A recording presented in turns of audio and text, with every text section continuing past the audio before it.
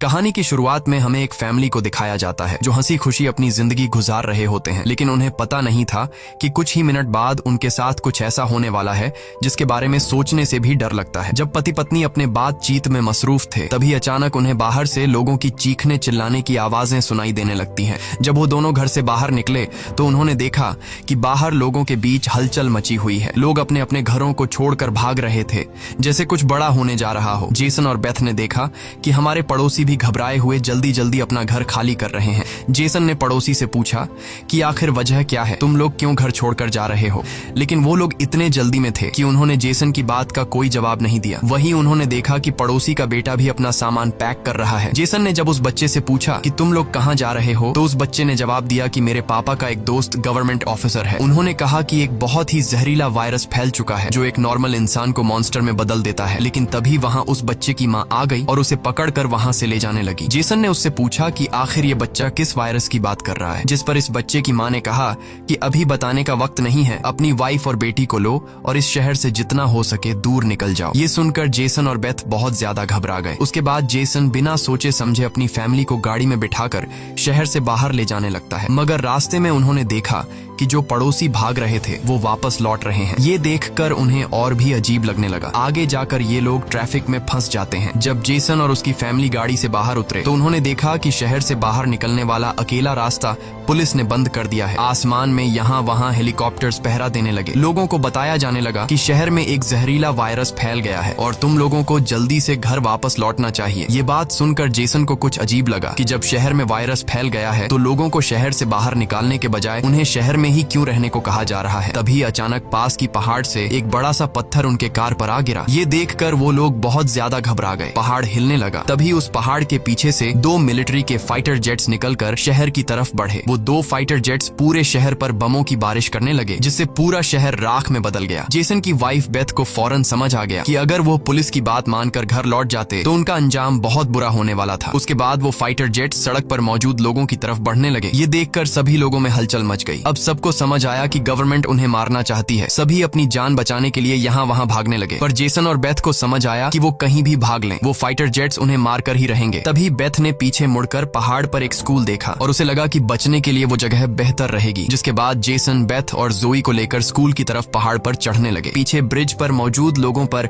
Fighter jets बम गिराने लगे। ये तीनों तेजी से दौड़ते हुए स्कूल तक पहुंच जाते हैं और खुशकिस्मती से वहां उन्हें एक टनल मिल जाता है और बम धमाके से कुछ ही सेकंड पहले वो जल्दी से उस टनल में घुस जाते हैं। जैसे ही बंकर का दरवाजा बंद हुआ, ऊपर एक जोरदार धमाका हुआ, लेकिन खुशकिस्मती से ये लोग बंकर के नीचे थे और इनकी जान बच गई। मगर इनके लिए हैरानी की बात ये थी कि आखिर ये कौन सा वायरस था कि गवर्नमेंट को शहर के सभी लोगों को मारना पड़ा। वो लोग कुछ भी नहीं समझ पा रहे थे। बस उन्हें ये पता चल चुका था कि अगर जिंदा रहना है तो चुपचाप बंकर में जिंदगी गुजारो। लेकिन इनके लिए परेशानी की बात ये थी कि आखिर ये लोग यहाँ कब तक जिंदगी गुजारेंगे और उन्हें पेट भरने के लिए खाने पीने का क्या करना होगा। अच्छी बात ये थी कि वहाँ ढेर सारा एक्सपायरी खाना रखा हुआ था जो 3 लोगों के लिए काफी लंबे समय तक चल सकता था। जेसन की वाइफ बेथ बहुत ज्यादा परेशान थी। वह अपनी बेटी जोई के बारे में सोचने लगती है कि अगर ये बीमार हो गई तब इसका क्या करेंगे। और बेथ दरवाजा बंद करते समय उसका हाथ भी लग गया था, जिसमें काफी गहरी चोट आई थी। वो दोनों इस बात को लेकर भी घबरा रहे थे कि कहीं इस जहरीले वायरस ने उनकी बॉडी पर भी अटैक न कर लिया हो। मगर अभी ये सोचने का वक्त नहीं था। उन्हें अब इस बंकर को सेफ बनाना था ताकि ऊपर बंकर का दरवाजा कोई खोल न सके। जेसन ने लोहे की जंजीर से बंकर का दरवाजा मजबूती से बंद कर दिया और तय किया कि अब उन्हें यहीं पर छिपकर जिंदगी गुजारनी है। लेकिन जमीन के नीचे रहने का जीवन आसान नहीं था। हर दिन वही एक जैसा खाना, पीने के लिए कीचड़ से भरा हुआ पानी और खाली समय में वह ताश खेलते। बाहर की दुनिया से उनका पूरी तरह से कनेक्शन कट चुका था। कई दिनों तक यहाँ रहने के बाद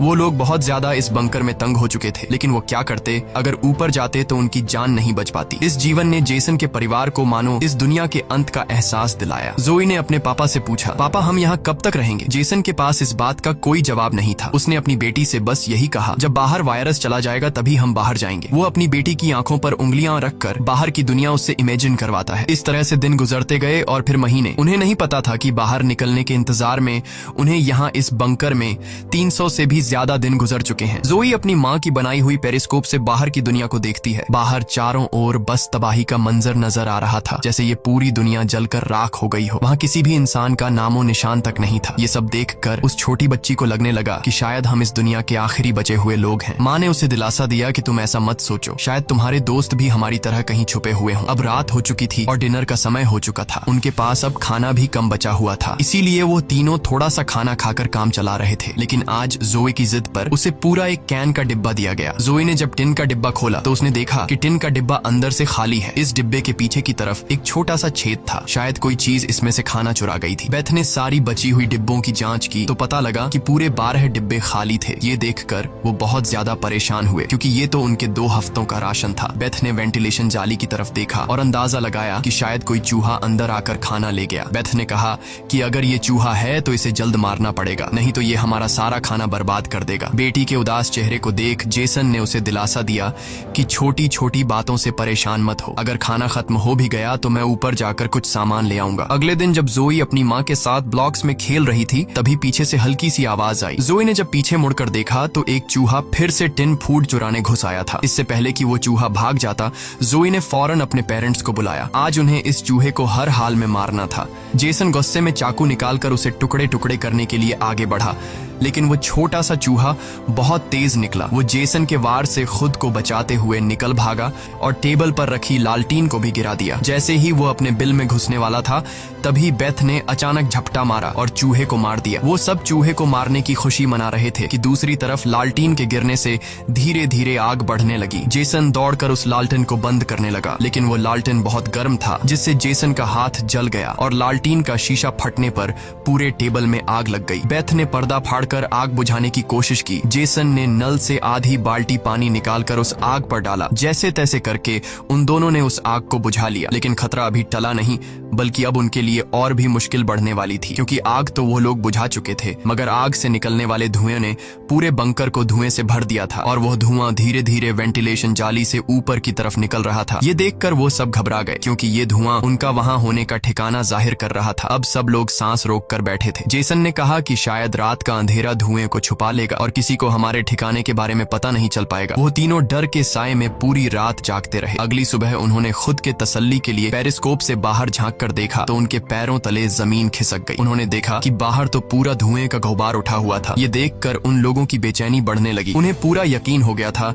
कि उनके ठिकाने का राज खुल चुका है। तभी बीत ने कहा कि अगर धुआं उठा है तो उस पास राख भी जमा हुआ होगा, जिसकी जांचबीन करते हुए हमारे ठिकाने का पता चल सकता है। इसीलिए अब हमें राख की सफाई करनी होगी। जिसके बाद पति पत्नी ने बाहर जाकर सफाई करने का फैसला किया। जाने से पहले जेसन ने अपनी बेटी जोए से कहा कि जोए, मुझे प्रॉमिस करो कि बाहर से चाहे तुम्हें आवाज आए या फिर कुछ भी हो जाए, बस तुम्हें बाहर नहीं निकलना है। बेटी से वादा लेने के बाद उन्होंने दरवाजे की जंजीर खोली, बाहर की आवाजों को ध्यान से सुना और जब यकीन हुआ कि बाहर कोई भी नहीं है तब दोनों ने मिलकर बंकर का दरवाजा खोला और बाहर निकल गए। अब उनकी बेटी अकेली अंदर रह गई। वो अपने पेरेंट्स का इंतजार कर रही थी, लेकिन बहुत देर तक इंतजार करने के बाद भी जब उसके माता पिता वापस नहीं आए तो उसने स्टूल पर चढ़कर दूरबीन से बाहर के हालात देखने लगी। जल्द ही उसने देखा कि उसके माता पिता बंकर के दरवाजे को छुपाने की कोशिश कर रहे थे, लेकिन तभी जोए ने कुछ ऐसा देखा जिससे उसकी सांसें गले में अटक गईं। उसने देखा कि दूर जंगल में एक काली परछाई तेजी से उनकी तरफ बढ़ रही है। बच्ची ने जोर से चिल्लाकर पापा को पीछे देखने को कहा, लेकिन दूरी बहुत ज्यादा थी। उसके माता पिता सुन ही नहीं पाए। घबराहट में बच्ची अपने डर को भूल गई और सीढ़ी पर चढ़कर बंकर से बाहर निकल आई। बाहर आते ही उसे एहसास हुआ कि उसके माता पिता अब वहां नहीं थे। बच्ची ने बेचैनी में जोर जोर से अपने माता पिता को पुकारना शुरू किया। तभी पीछे से अचानक उसका मुंह किसी ने दबोच लिया। ये कोई और नहीं बल्कि उसकी माँ थी। कुछ सेकंड्स बाद एक जंगली हिरण का झुंड तेजी से वहां से गुजरा। हालांकि वो तीनों बाल बाल बचे, लेकिन बीत का डर और ज्यादा बढ़ने लगा। इन हिरणों का इस तरह भागना जरूर किसी खतरनाक चीज से बचने की कोशिश थी। सबको खतरे का अंदाजा हुआ और वो तेजी से वापस बंकर की तरफ भागे और बंकर के अंदर घुस गए। जेसन ने लकड़ी की पट्टियों से बंकर का दरवाजा बंद किया और लोहे की जंजीर से उसे कसकर बांध लिया और सबको बिल्कुल खामोश रहने का कहा। तभी उन्होंने ऊपर से कदमों की धीमी आहट सुनी। ऐसा लग रहा था कि जैसे कोई बंकर के दरवाजे की तरफ आ रहा हो। वो कई मिनटों तक लगातार बंकर के ऊपर इधर उधर घूम रहा था। ये तीनों आहिस्ता कदमों से बंकर के दरवाजे से हटकर आगे की तरफ जाने लगे और शायद अब तक ऊपर जो भी था उसे भनक नहीं लगी थी कि नीचे बंकर में कोई है। डर के मारे जोए रोने लगी। बीत उसे चुप कराती है और कहती है कि अगर आवाज बाहर तक गई तो सब खत्म हो जाए। जाएगा। वो तीनों धीरे धीरे बंकर के दरवाजे से काफी आगे बढ़ चुके थे। वो बंकर के दरवाजे से इसलिए आगे बढ़ रहे थे कि अगर कोई ऊपर से बंकर का दरवाजा खोल भी दे तो नीचे उसे हम नजर नहीं आए। लेकिन तभी जोई ने जो गुड़िया हाथ में उठाई थी उसकी रस्सी एक स्क्रू में फंस गई। वह स्क्रू धीरे धीरे ढीला होने लगा। ये देखकर जेसन और बीत की सांसें अटक गई, क्योंकि वह रस्सी गुड़िया में लगी आवाज के स्विच से जुड़ी थी। इससे पहले कि वह कुछ कर पाते, वह स्क्रू एक झटके से निकल गया और उसी पल तेजी से गुड़िया के अंदर से आवाजें आने लगी। जेसन ने फौरन उस गुड़िया को चीर डाला और उसके अंदर स्पीकर को तोड़ दिया। लेकिन अब बहुत देर हो चुकी थी। ऊपर जो चीज उनका पीछा कर रही थी उससे उनकी भनक लग चुकी थी। अचानक ऊपर से जोर की टक्कर की आवाज आई और फिर भारी कदमों की गूंज सीधा बंकर के दरवाजे के ऊपर रुक गई। उसने आखिरकार उनका ठिकाना ढूंढ ही लिया और उसे खोलने की कोशिश करने लगा। वह बंकर के ढक्कन को जोर से धकेल रहा था और जंजीरों से बंद होने के बावजूद खतरा साफ महसूस हो रहा था और ऊपर के राक्षस को पता चल चुका था कि जरूर नीचे कोई मौजूद है। हालांकि वह दरवाजा मजबूत जंजीरों से बंद था, लेकिन उस चीज की भयानक ताकत के सामने वह जंजीरें एक एक करके टूटने लगी। यह देखकर जेसन को पता चल चुका था कि दरवाजा अब ज्यादा देर टिक नहीं पाएगा। इसलिए वो तेजी से अंदर भागा और वाटर पंप का पाइप उखाड़ने लगा। यहाँ बेथ ने भी हिम्मत दिखाई और सीढ़ी पर चढ़कर अपने शरीर का वजन इस्तेमाल करते हुए चैन को खींचकर दरवाजा बंद रखने की कोशिश करने लगी। लेकिन फिर भी लोहे का ढक्कन धीरे धीरे खुलने लगा। तभी उसी वक्त दरवाजे के ऊपर एक काला साया नजर आया, जिसकी आंखें एक बल्ब जैसी चमक रही थीं, जैसे उन तीनों की मौत ऊपर से उनको देख रही हो। जेसन ने बिना सोचे पाइप से उस पर हमला कर दिया, जिससे वो पीछे गिर पड़ा। जेसन ने जल्दी से वो पाइप दरवाजे में फंसाकर दरवाजे को बंद कर दिया और वो चीज वहां से भाग जाती है। लेकिन जेसन का शरीर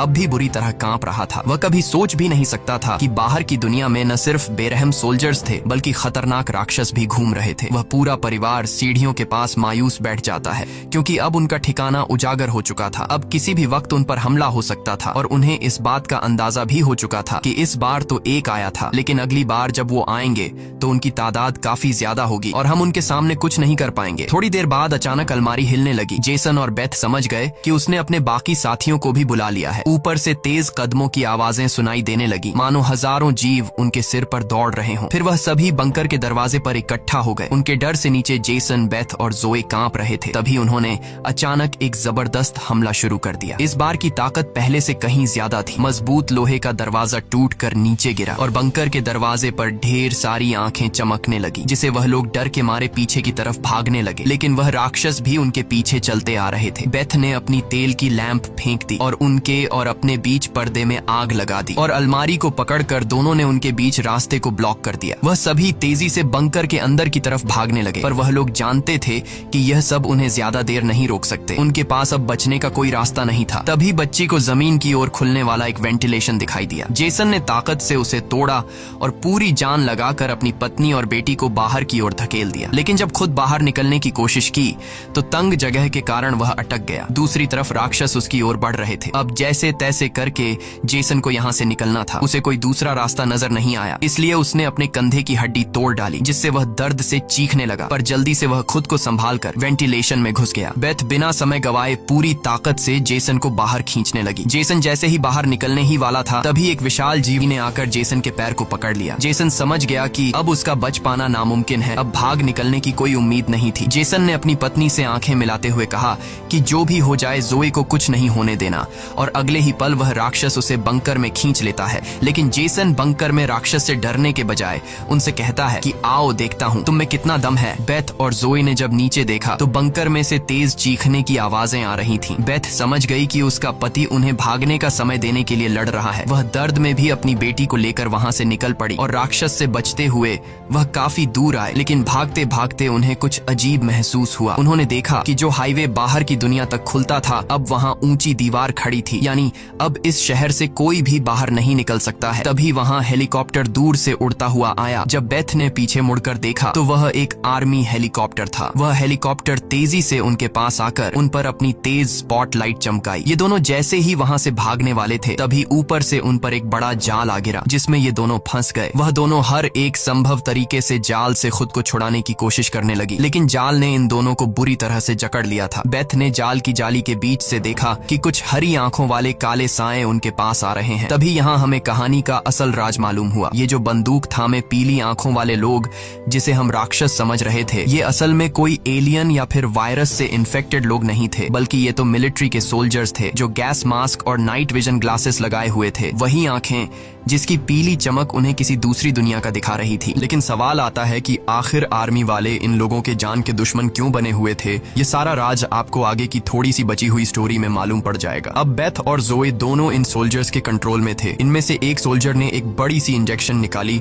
और दोनों के गले में बारी बारी से चुभा दी। जब इनके ब्लड को टेस्ट किया गया तो पता लगा कि ये दोनों भी जहरीले वायरस से इन्फेक्टेड हैं, जिसका मतलब कि ये दोनों इस धरती के लिए एक खतरा हैं, यानी अब इन्हें मार दिया जाएगा। असल में जब वायरस पहली बार फैला था तभी इस छोटे से शहर के कई लोग इसकी चपेट में आ चुके थे। ये वायरस हवा से फैलता था और ये वायरस एक इंसान से दूसरे इंसान को बहुत ही जल्दी लग जाता। इन्फेक्टेड लोग खुद भी नहीं जानते थे कि वो बीमार हैं और गवर्नमेंट के पास इस वायरस को रोकने का कोई एंटीडोट नहीं था। इन्फेक्टेड लोगों को मारने के अलावा गवर्नमेंट के पास दूसरा कोई रास्ता नहीं था। बेथ रो रो कर कहती है कि प्लीज मेरी बच्ची को जाने दो। जब बेथ ने देखा कि ये सोल्जर्स उसकी छोटी बेटी को भी नहीं छोड़ने वाले तो वो पूरी तरह गुस्से में आ गई। उसके चेहरे पर काले निशान उभरने लगे, लेकिन इससे पहले कि वो कुछ कर पाती एक सोल्जर की गर्दन से खून का फव्वारा फूट पड़ा। वो कोई और नहीं बल्कि मौत से लौट कर आया जेसन था। दरअसल बंकर में जेसन मरा नहीं बल्कि वहाँ वो खुद पर कंट्रोल खोकर वहाँ सभी सोल्जर्स को मार डाला। उस वक्त वो बहुत ज्यादा गुस्से में था। चेहरे पर काले निशान और आंखें गुस्से से लाल थीं